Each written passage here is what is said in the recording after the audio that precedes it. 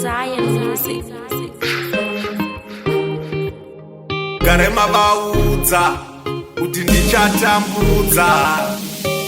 Harare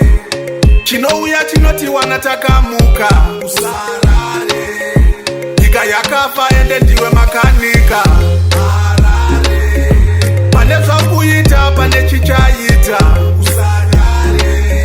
hapana pane munda pasingabude dikita mukawo panomuka vamwe tsvaga chekuita kuti urarame uvakewo imba unenge usisatame zvinoda uri sirias usingatambe tsvaga pane dhaka worikanyakanya hazviri kuita vamwe uchimhanya-mhanya kana kugadzira chinhu chako chiri bhanya uchisa simba kwete rakanyanya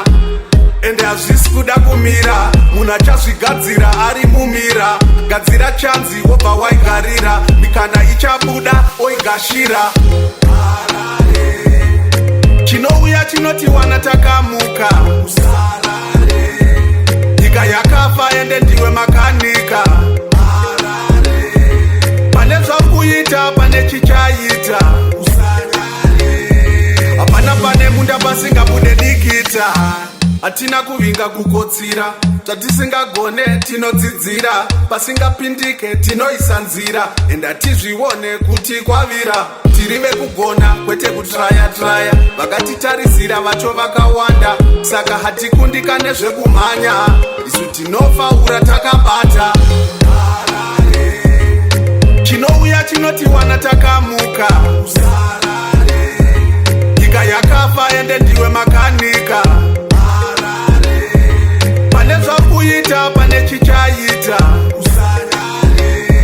hapana pane munda pasingabude dikita mukawo panomuka vamwe tsvaga chekuita kuti urarame uvakewo imba unenge usisatame zvinoda uri sirias usingatambe tsvaga pane dhaka worikanyakanya hazviri kuita vamwe uchimhanya-mhanya kana kugadzira chinhu chako chiri bhanya uchisa simba kwete rakanyanya ende hazvisi kuda kumira munhu achazvigadzira ari mumira gadzira chanzi wobva waigarira mikana ichabuda oigashira Harare chinouya chinoti wana takamuka usarare nyika yakafa ende ndiwe makanika Harare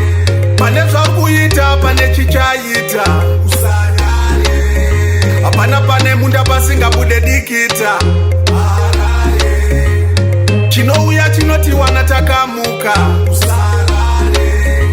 nyika yakafa ende ndiwe makanika